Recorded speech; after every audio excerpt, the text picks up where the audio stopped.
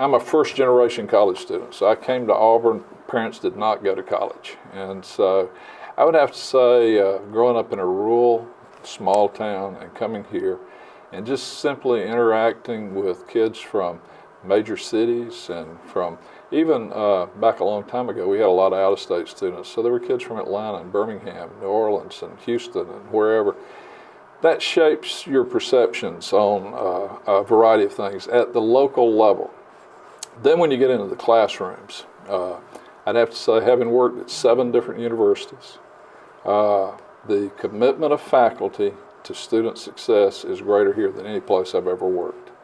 I was not a great student when I arrived. I would not be admitted to Auburn today. Y'all have increased your standards so much. But anyway, I came in and just about flunked out my freshman year. I got a letter from the registrar, and the registrar said to me that if you want to come back for your sophomore year, you need to come back for summer school. So I had to go to summer school to get my grades up enough to come back for the sophomore year. And I would just have to say that faculty became involved. They were as committed to me getting through and graduating as I was. And so that's very unique. And so I guess that caring spirit is something that, and going to other universities and all, you've tried to impart, that's important.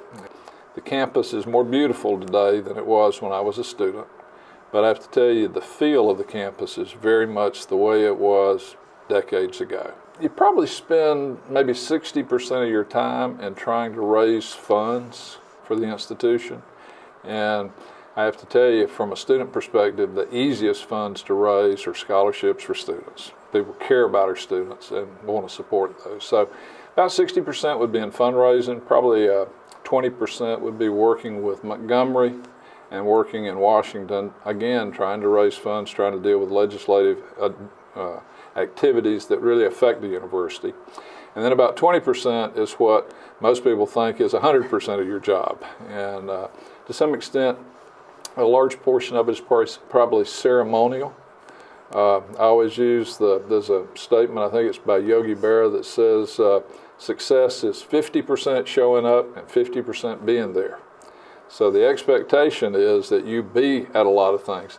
There's not a great expectation that you expound and that you're brilliant, but that you show up. And so you spend a lot of time doing that. And then to answer your question, there are a few times each year in which there are some key decisions that you have to make. And so you're engaged in the decision-making process at the appropriate time. If somebody wants to come see you and fuss, or be happy, or just come in, that they should be able to. So I actually learn a lot. You know, I usually they come to ask me some questions, but I get to ask them some questions too. And it's just fun to interact, and you get all sorts of people. You get students, but you get people from the community. You get alumni that happen to come back and come down, walk in, and so you have a chance to sit and talk. Is there a message that you want to leave with the Auburn body? I would simply say I get emotional, so I can't do it. I'll just say War Eagle.